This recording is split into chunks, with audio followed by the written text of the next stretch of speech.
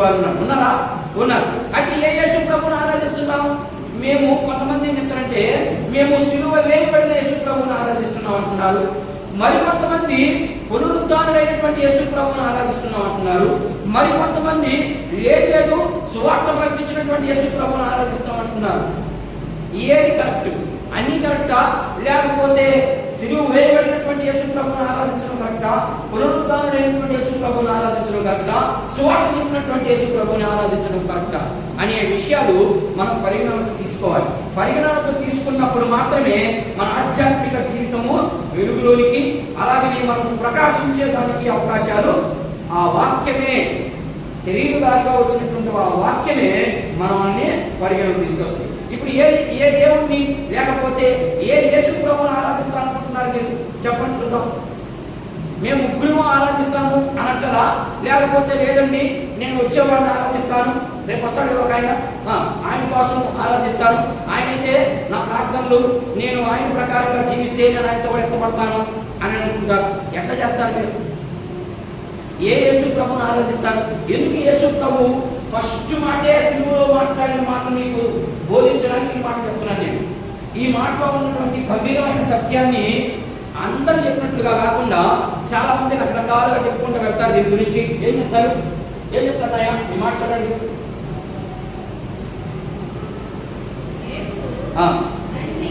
ఎక్కడ చూడండి ఆయన, ఎక్కడ చూడండి.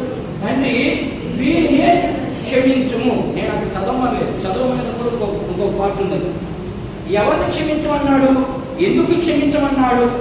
యేసు ప్రభు సిలువలో ఉండి కూడా క్షమించు అనే పదం ఎందుకు వాడబడింది? సరే వాడబడ్డాడు, బాగానే ఉంది. అయితే మనకెందుకు నేర్పించాలని క్షమించు అనే పదం రాయబడింది? మీరు బాగా అర్థం చేసుకోండి. యేసు ప్రభు ఉన్న కాలంలో ఉన్నటువంటి వారిని క్షమించమని చెప్పాడు అక్కడ, అంతే కదా. లూకాసు వార్త రాసేటప్పటికి మీరున్నారా? మనం ఉన్నావా? లేనప్పుడు ఈ పదం మనకి ఎలా ఉపయోగపడుతుంది? అసలు ఎందుకు మాట్లాడే ఈ పదాన్ని? అక్కడ ఉన్నంతగా మాట్లాడింది, అర్థమైందా? ఆ మాట్లాడిన మాటల్లో నుంచి మనకి ఏమి నేర్పించాలని, లేకపోతే ఎందుకు ఈ క్షమించు అనే పదం మనకు కూడా ఆపాదించబడుతుంది అని ఈ బైబిల్ గ్రంథంలో రాయబడింది. అయితే ఎందుకు క్షమించమన్నాడు అనే దానికి మనం కొన్ని విషయాలు ఇద్దాం. మీ మనసు నొచ్చుకున్నా నాకేమి ఇబ్బంది లేదు, మీరు నన్ను తిట్టుకున్నా నాకేమి ఇబ్బంది లేదు, అర్థమైందా? మీరు తిట్టితే నాకేమొస్తుంది? పరలోకంలో ఫలాలు వస్తాయి. ఎందుకని? సత్యాన్ని చెప్తాను కాబట్టి. సత్యాన్ని చెప్పినప్పుడు చెప్పారు, యేసు ప్రభువే చెప్పాడు, మీరు అనేకుల ద్వారా నిందించబడతారు, దూషించబడతారు, తిట్టబడతారు, మీరేం బాధపడవకండి, మీకు పరలోకంలో నేను అధికం చేస్తాను మీ ఫలాన్ని. తిట్టించుకున్నందుకు మీరు తిడితే నాకు ఆశీర్వాదం, అర్థమైందా? ఎట్లా తిడితే? వాక్యానికి లోబడకుండా తిడితే, వాక్యానికి లోబడి తిడితే తిట్టబాకండి పంపదీసి, అర్థమైందా? వాక్యానికి లోబడ్డవారు ఎవరు కూడా తిట్టరు, సరి చేసుకుంటారు జీవితాన్ని, ఓకేనా? సరే, ముందుగా యేసుక్రీస్తు సిలువలో పలికిన 7 మాటలు మనం తరచూ చాలా మంది సహోదరులు కూడా చెప్పారు. ఈరోజు ఎవరు లేరు. ఎందుకని? ప్రతి సంవత్సరానికి ఒక్కసారి మాత్రమే గుడ్ ఫ్రైడే రోజు వస్తుంది, అంటే సిలువ వేయబడిన రోజు వస్తుంది. సంవత్సరానికి ఒకేసారి వస్తుంది. ప్రతి సంవత్సరము తండ్రి ఏం చేస్తున్నారు? వీరిని క్షమించము, నేడు నాతో కూడా పరదేశంలో ఉండు, ఇదిగో నీ తండ్రిని అప్పగించుట, నా దేవా నన్ను ఎందుకు చేయి విడిచితివి, నేను దప్పికొన్నాను, సమాప్తమైంది, నా ఆత్మ నీకు అప్పగిస్తాను. ఏ మాట చెప్పుకుంటే వెళ్తున్నాం. ఎప్పటి నుంచి? యేసు ప్రభు చనిపోయిన మొదలుకొని ఇప్పటి వరకు ఏ వార్త కొనసాగిస్తున్నాం కానీ అసలు దీంట్లో ఉన్నటువంటి ఆంతర్యం ఏంటి అనేది మనం అబ్జర్వేషన్ చేయగలుగుతున్నాం. ఎప్పుడైతే దీన్ని అబ్జర్వేషన్ చేస్తామో ఏమేం చేయాలి? చదివేటప్పుడు 3 విషయాలు ప్రాముఖ్యంగా గమనించాలి. ఒకటి, ఏం చేయాలి? చదివేటప్పుడు ఏం చేస్తాం? దాంట్లో ఉన్నది ఏంటో ముందు మనం అర్థం చేసుకోవాలి. ఏ సందర్భంలో రాయబడింది, అసలు ఏంటి అనేది ముందు ఏం చేయాలి? చదవాలి, మనసు పెట్టి చదవాలి. 2, అబ్జర్వేషన్ చేయాలి. అబ్జర్వేషన్ అంటే దీంట్లో నా గురించి లేకపోతే సంఘం గురించి, సంఘం కూడా కాదు, నా గురించే ముందు, నా గురించి ఏమన్నా దీంట్లో ఉందా అనేది ముందు మనము అర్థం చేసుకోవాలి. ఆ తరువాతనే దీన్ని చదవాలి. దీంట్లో నుంచి చదివి మన జీవితంలో అలాంటివి ఉంటే తీసేసుకొని రేపటి నుండి కొత్తగా జీవించడమే. అది దాంట్లో ఉన్నటువంటి ప్రార్థన. సరే, ఈ 7 మాటల్లో ఎందుకు సిలువ 9 నుండి 3 గంటలకే వేశారు? పట్టుకున్నది ఎప్పుడని చెప్పాను నేను? యేసుక్రీస్తు ప్రభువుని పట్టుకుంది ఎప్పుడు పట్టించాడు చూద్దాం. 22వ అధ్యాయం లూకా సువార్త 22వ అధ్యాయం. కొన్ని నిమిషాలు త్వరగా చెప్పేస్తాను, నేను జాగ్రత్తగా వినేదానికి ప్రయత్నం చేయండి. 22వ అధ్యాయం చూద్దాం. ప్రారంభ వచనాలు చదువుకుంటూ ఉంటాం. చదవండి, మైక్ తీసుకొని నిదానంగా. బైబిల్ ఉన్న వారందరూ తెరవండి. చూడండి, యేసు ప్రభుని ఎప్పుడు పట్టించారు, ఎలా పట్టించారు క్లియర్గా రాయబడి ఉంది. చూద్దాం. పస్కా అనబడిన పులియని రొట్టెల పండుగ సమీపించింది. ఎవరెవరున్నారు ఇక్కడ ఈ పండుగలో? ఆయన జాగ్రత్తగా వినండి. అక్కడ రాయబడిన మాట ఏంటంటే పస్కాను పులియని రొట్టెల పండుగ వచ్చిందా? ఎప్పుడు పస్కా స్టార్ట్ అవుతుంది, ఎప్పుడు పులియని రొట్టెల పండుగ స్టార్ట్ అవుతుంది అని చెప్పాను నేను పోయిన వారం. మొదట పస్కా పశువును వధించబడిన తర్వాత ఉదయం 6 నుండి రేపు ఉదయం 6 గంటల దాకా, లేకపోతే సాయంకాలం 6 గంటల దాకా. నేను చెప్పాను, ఆ విషయం మీరు జాగ్రత్తగా వినాలి, మీ మనసులో పెట్టుకోవాలి. ధ్యానం చేస్తా ఉన్నారు అప్పుడప్పుడు. వినడమే కాదు, విన్నదాన్ని మళ్ళా వెనక్కి నెమరు వేసుకోవాలి. ఒంటిలాగా మనం నెమరు వేసుకుంటా ఉండాలి వాక్యాన్ని, అప్పుడే మనకు గుర్తుంటుంది. యేసుక్రీస్తు ప్రభు పస్కా పండుగకి సాదృశ్యంగా యెరూషలేముకి ఎప్పుడు బయలుదేరాడు? ఆయన ఉదయం 6 గంటలకి ప్రారంభమైంది. అర్థమైందా? ప్రారంభమైన తర్వాత పస్కా పండుగ ప్రారంభం నుండి అంటే ఉదయం 6 నుండి సాయంకాలం 6కి క్లోజ్ అయిపోద్ది. ఏంటి పస్కా పండుగ అంటే? ఈ పస్కా పండుగలో ఏం చేస్తారో కూడా మీకు చెప్పాను. మళ్ళీ నేను చెప్పమంటే చెప్తాను. మళ్ళీ చెప్పాలన్నా అడుగుతాను, మళ్ళీ చెప్పాను నాయన. పస్కా పండుగ ఏం చేస్తారు? ఉదయం 6 నుంచి సాయంకాలం 6 దాకా. ఏనా ఎవరు గుర్తులేదా? మీరు మర్చిపోకూడదు. మీరు ఎట్టి పరిస్థితుల్లో మర్చిపోకూడదు. ఎవరి దగ్గరకైనా పోయినప్పుడు మనోడికి ఎక్కడికి పోయినా ప్రైజ్ మనోడికి ఎందుకు వస్తుందంటే అంత డెప్త్గా చెప్తాను నేను వాక్యం. ఎక్కడికైనా తొలి ప్రైజ్ మందే. ఇప్పటికి ఓడిపోయిన చరిత్ర లేదు. అర్థమైందా? ఇక చరిత్రలో మన పేరు నిలిచిపోవాలి. అట్లా ఉండండి. ఎక్కడికి పోయినా ఓటమి అనేది మనకు ఉండకూడదు. అందుకని మీరు గొడవ పెట్టి వినేదానికి ప్రయత్నం చేయండి. అందరికంటే వెనక వచ్చాం మనం, అవునా? అందరికంటే వెనకే వచ్చాం, వెనకే నేర్చుకున్నాం. ఎందుకు అవతలకు తెలియని విషయాలని మీకు ఎంత లోతుగా తెలుస్తున్నాయంటే కారణము మీ గొప్పతనం కాదు, నా గొప్పతనం కాదు. దేవుడు అలా నియమించాడు కాబట్టి అలా జరుగుకుంటాం. సరే, ఇక్కడ ఏం జరిగిందమ్మా?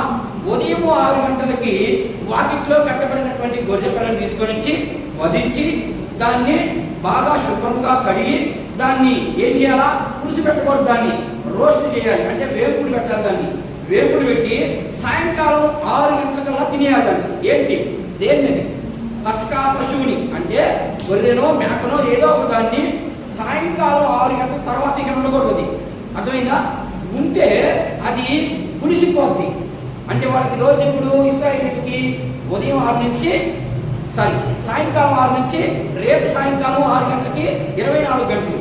ఈ 24 గంటల్లో ఉండకూడదు. అది రాత్రి నిద్ర చేయకూడదు. అది నిద్ర చేస్తే నిషిద్ధం అయిపోద్ది.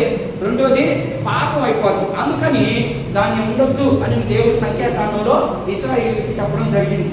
అలాగే 6 గంటలకు అయిపోయిన తర్వాత 6 గంటల నుంచి మళ్ళా ఇంకొక పండుగ ప్రారంభం అవుతుంది. ఏంటది?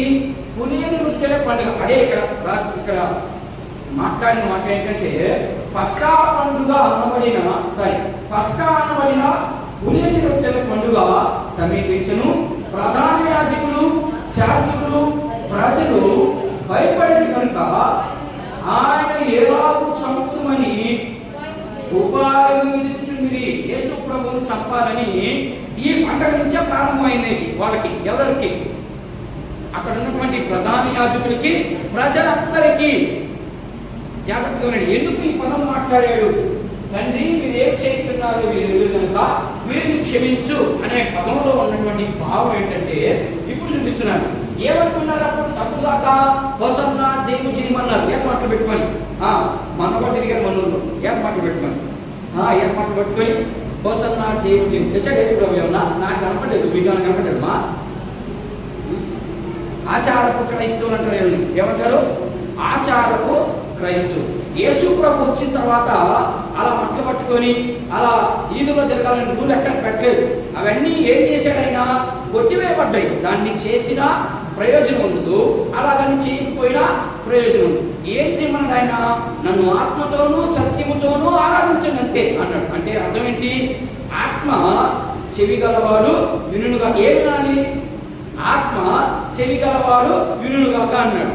ఏంటి దాని అర్థం అంటే, వాక్యాన్ని ఎవడైతే విని వాడు హృదయంలో ఉంచుకొని ఎప్పుడు దానికి భయపడుతూ నడుస్తాడు చూడు, వాడు మాత్రమే ధన్యుడు అంటుంది వాక్యం.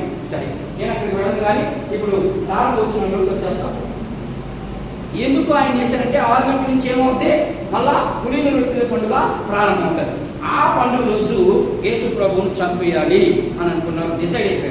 డిసైడ్ అయిపోయిన తర్వాత ఇప్పుడు యేసు ప్రభువును పట్టుకోవాలంటే ఎవరిని పట్టుకోవాలి? ముందు శిష్యుల్లో ఎవరిని పట్టుకోవాలి. అంటే ఆయన దగ్గరగా ఎవరైతే ఉంటారో మనం కూడా అంతే కదా. ఎవరినైనా కొట్టాలంటే సినిమా చూడట్లేదా? చూస్తున్నారు కదా. ఇంకేమైతే సినిమాలు ఖమ్మంలో చూస్తున్నారు కదా. సినిమాలు చూసినప్పుడు సినిమాలో ప్లాన్ వేస్తుంటారు. ఏమని? వాళ్ళని ఎట్ట చంపాలి?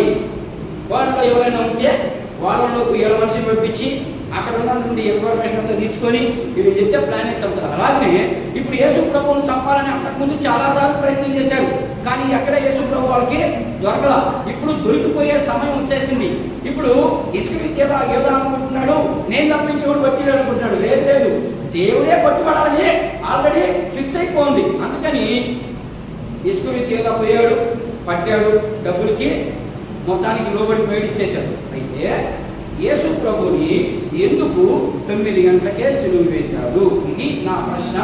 ఆ ప్రశ్నకి ఎందుకు 9 నుండి 3 గంటలకే వేశాడు అనే దాన్ని మాత్రమే నేర్చుకున్నాం. మొదటిగా ఈరోజు మనం ఆయన సిలువ వేయబడిన రోజు కాబట్టి వీటిని ఒక్కొక్క నిమిషం, ఒక్కొక్క మాటని ఒక్కొక్క నిమిషం ధ్యానం చేసి ఆ తరువాత దీని మీద తీయబడతాం. సమయం సరిపోదు కరెక్ట్గా. అర్థమైందా? చదవండి. ప్రారంభం వచ్చిన సిలువలో పలికిన మొదటి మాట ఎవరైనా ఒక్కరే చదవాలి, అందరూ చదవాలి. ఇప్పుడు వారు కపాలమనబడిన స్థలమునకు వచ్చినప్పుడు అక్కడ కుడివైపున ఒకరిని ఎడమ వైపు ఒకరిని ఆ నేరస్తులను ఆయనతో కూడా సిలువ వేసింది. యేసు తండ్రి వీరేం చేస్తున్నారు? వీరెవరు కనుక వీరిని క్షమించమని చెప్పాను. ప్రార్థన చేయడం ఎవరైనప్పుడు అట్లా ఉన్నారు. చెప్పాను కదా, మన క్రమం వేరుగా ఉంటుంది. ఎవరైనా ఒక ఇది ఇప్పుడు ఈ మాట చదివారా, ఈ మాట చదువుతుందనే ఒక ప్రార్థన చేయాలి, వివరించాలి. ఆ తర్వాత మళ్ళీ ఒక పాట పాడాలి, ఆ తర్వాత మళ్ళీ రెండో మాట, అటు త్వరగా వెళ్ళిపోవాలి. ప్రార్థన ఎవరైనా 2 నిమిషాలు క్లోజ్ చేయాలి. చెప్పబడే వాక్యం బట్టి ప్రార్థన చేయాలి. చేయండి. సరే, నేనే చేస్తాను. మా పరిశుద్ధుడైన దేవా, ప్రేమ కలిగిన తండ్రి, చదవబడినటువంటి వాక్య భాగంలో నుంచి నాతో పిల్లలతో మీరు మాట్లాడి ఆధ్యాత్మికమైన జీవితంలో ముందుకు కొనసాగిపోయే భాగ్యాన్ని అనుగ్రహించున్నాను. ఈ మాటల నుంచి మాకు ఏదైనా లోటుపాటు ఉంటే సరి చేసుకునే భాగ్యాన్ని అనుగ్రహించున్నాను. యేసుక్రీస్తు నామములో ప్రార్థిస్తున్నాము తండ్రి, ఆమేన్. చదవబడినటువంటి వాక్య భాగంలో మళ్ళీ ఒకసారి చదువుదాం. ఆ మాట చదవండి, బాగా గమనించండి. ఆయన ఎవరు? వారు కపాలమనబడిన స్థలమునకు వచ్చినప్పుడు అని రాయబడి ఉంది. వారు అంటే ఎవరు? వారు యేసుక్రీస్తు ప్రభు. అలాగనే అక్కడ ఉన్నటువంటి ఎడమ వైపు ఒక దొంగ, కుడివైపు ఒక దొంగ, వీళ్ళు ముగ్గురు. అంతేనా? ఇంకెవరైనా ఉన్నారు అక్కడ? వారు కపాలమనబడిన స్థలమునకు వచ్చినప్పుడు అంటే వీళ్ళు ముగ్గురేనా? ఇంకా ఎవరైనా చేస్తున్నారని అక్కడ అర్థం. చాలా మంది ఏమనుకుంటున్నారంటే వీళ్ళు ముగ్గురే అనుకుంటున్నారు. లేదు, టైం అయితే మనం ఏమని పస్కా పండుగ ఆచరించినప్పుడు యేసు ప్రభువును చంపాలని ఎవరెవరు ప్లాన్ చేస్తున్నారు? యూదులందరూ ప్లాన్ చేస్తున్నారు, ప్రజలందరూ కూడా ప్లాన్ చేస్తున్నారు. ఎందుకని? యేసు ప్రభువును చంపేయాలి. ఎందుకు చంపేయాలంటే ఆయన చేసిన తప్పు ఏంటయ్యా అంటే, నేను తండ్రి ఏకమై ఉన్నాం, ఇది ఒక్కటే చెప్పాడు ఆయన, ఇంకేం చెప్పలేదు. నువ్వు యూదులకు రాజువా అంటే నువ్వు అన్నట్టే అన్నాడు. అవును అన్నాడు. నువ్వు అన్నట్టే అన్నాడు, అంతే కదా. మరి ఆల్రెడీ వాడు రాజు ఉంటే మళ్ళీ ఈయనట్టు రాజు అవుతాడు? అర్థం కాదని చెప్పింది. అర్థమవుతుందిగా? ఆల్రెడీ రాజు ఉన్నాడు వాడికి. ఎవరున్నారు? ఇప్పుడు ఉదాహరణకి ఆల్రెడీ నేను ఇక్కడ పాస్టర్ని, మళ్ళా ఇంకో పాస్టర్ వేసి నేను వాక్యం చెప్తాను వ్యక్తి నేను ఉన్నాను కదా. నేను లేనప్పుడు కదా ఇంకో పాస్టర్ రావాలి. ఇంకో పాస్టర్ వస్తే కుదరతుందా? ఒక్క వాటిలో 2 కత్తులు నిలబడతాయా? నిలబడు. అయితే ఇక్కడ ఏం మాట్లాడుతున్నాడు ఆయన? నేనే రాజునైతే ఎవరు రాజు? హెరోదు ఉన్నాడు కదా. హెరోదు నేను రాజు అయితే మళ్ళా నువ్వు రాజు అంటావు ఏంటి? అది యూదులకి నచ్చలేదు. యూదులకి నచ్చకపోగా అందుకని యేసు ప్రభువుని చంపేయాలని ప్లాన్ వేసుకున్నారు. ఓకేనా? ఈ మాటకు అర్థం దొరికిందా? అందుకని యేసు ప్రభు ఏమంటున్నాడంటే, తండ్రి వీరేం చేయించున్నారో వీడు ఎరుగురు కనుక వీరిని క్షమించు అన్నాడు. అర్థమైందా? అర్థమైందా? సరే, ఇప్పుడు ఆ మాట చెప్పింది ఎవరి కోసం? నాయన నీకు నిద్ర వస్తున్నట్టుంది, మమ్మ కడుపుతుంది. ఏం లేదు, చర్చిలోకి వస్తే అందరి పరిస్థితి అంతే. నువ్వు ఒక్కడంతో చర్చిలోకి వస్తే ఎవరి పరిస్థితి అంతే. ఎందుకని వినలేదు. నువ్వు కొడుక ఏం కాదో ఆయన కింద అని చెప్తుంది. అందుకని మీరు హుషారుగా ఉండాలి. ఇప్పుడు ఈ మాట ఎవరికి చెప్పింది? ఇప్పుడే చెప్పండి. ఇప్పుడే చెప్పాను. ఎవరి కోసం చెప్పబడింది? యేసు ప్రభు. యేసు ప్రభు ప్రారంభ ప్రార్థన చేస్తున్నాడు. ఎవరికి చేస్తున్నాడు? ఎవరికి చేస్తున్నాడు ప్రార్థన? తండ్రికి చేస్తున్నాడు కదా. తండ్రి ప్రార్థనలోనే కనబడుతుంది అక్కడ. తండ్రి వీరేం చేయించున్నాడు మీరు తెలియదు కనుక వీరిని క్షమించమన్నాడు. వాళ్ళు క్షమించాడా? దేవుడు క్షమించాడా? క్షమించలేదా? క్షమించాడు అన్నవాడు చేయకండి. క్షమించాడు మళ్ళా పెట్టుకోండి. ఇప్పుడు వాళ్ళు అంటున్నారు, వీడు ఏం చెప్తారో మాకే తెలియదు, ఏం నిజం చెప్పేస్తాడు వీడు అనుకుంటున్నారా? ఏమనుకోదు. ఇక్కడ మాట్లాడిన మాట, తండ్రి వీరేం చేయించున్నారో వీరు ఎదుగురు కనుక వీరిని క్షమించు అన్నాడు. క్షమించాడా? క్షమించలేదా అని నేను అడుగుతున్నాను. క్షమించాడు అన్నవాడు చేయొద్దండి అంటున్నాను. ఎత్తను మా చేయలేవా? సరే, క్షమించలేదు అన్నవాడు చేయొద్దండి. కానీ ఒక్కరేనా? క్షమించలేదు దేవుడు. యేసు ప్రభు ప్రార్థన ఎన్ని ప్రార్థన చేశాడు? ఆయన చాలా ప్రార్థనలు చేశాడు. అందులో 2 ప్రార్థనలకు మాత్రం జవాబు రాలేదు. మరి నీకు నాకు ప్రతిదానికి రావన్నా? యేసు ప్రభువే స్వయంగా చాలా ప్రార్థనలు చేశాడు కదా. ఎక్కడెక్కడ చేశాడు ఆయన? ఏ ప్లేస్లో బట్టి ఆ ప్లేసు తన వాడుకు చొప్పున అని ఉంటుంది. ఉదయం సాయంకాలం వెళ్ళి ఆయన రోజు ప్రార్థన చేస్తాడు. చాలా ప్రార్థన చేస్తే 2 ప్రార్థనలకు మాత్రం జవాబు రాలేదు. ఏంటి ఆ ప్రార్థన అంటే, మొదటి ప్రార్థన ఇది కాదు, ఇది 2వ ప్రార్థన. మొదటి ప్రార్థన ఏంటంటే మత్తయి సువార్తలో మనకు కనబడుతుంది, లూకా సువార్తలో కనబడుతుంది, మార్కు సువార్తలో కనబడుతుంది, యోహాను సువార్తలో కూడా కనబడుతుంది. ఎక్కడైనా కనబడుతుంది. ఏంటంటే, తండ్రి నీ చిత్తమైతే ఈ గిన్నె నా యొద్ద నుండి తొలగించుము అన్నాడు. తొలగించాడా? తొలగించాలి. రాలేదు దానికి జవాబు. దేవుడు ఏమని అడిగాడు? ప్రభా నీ చిత్తమైతే దీన్ని నా యొద్ద నుండి తొలగించాను. ఇప్పుడు మనం కూడా ప్రార్థన చేస్తున్నాం. నీ చిత్తమైతే నా గర్భంలో ఒక శిశువుని అని చాలా మంది ప్రార్థన చేస్తాం కదా. ఇదే ప్రాముఖ్యంగా చేసేది. రెండవది నా కుటుంబం బాగుండాలి అని చేస్తూ ఉంటారు. అయితే దేవుడికి ఇష్టమైతేనే నీకు గర్భం ఇవ్వాలన్నా, నీకు ఏది ఇవ్వాలన్నా దేవుడికి ఇష్టంగా ఉండాలి. అప్పుడే అది నీకు అనుగ్రహించబడుతుంది. లేకపోతే అనుగ్రహించబడదు. నువ్వు ఎన్ని సంవత్సరాలు ప్రార్థన చేసినా సరే దేవుడు ఇవ్వాలనుకున్న సమయంలోనే ఇస్తాడు. ఇది మొదటి ప్రార్థన. రెండవ ప్రార్థన ఇది ఏంటిది? తండ్రి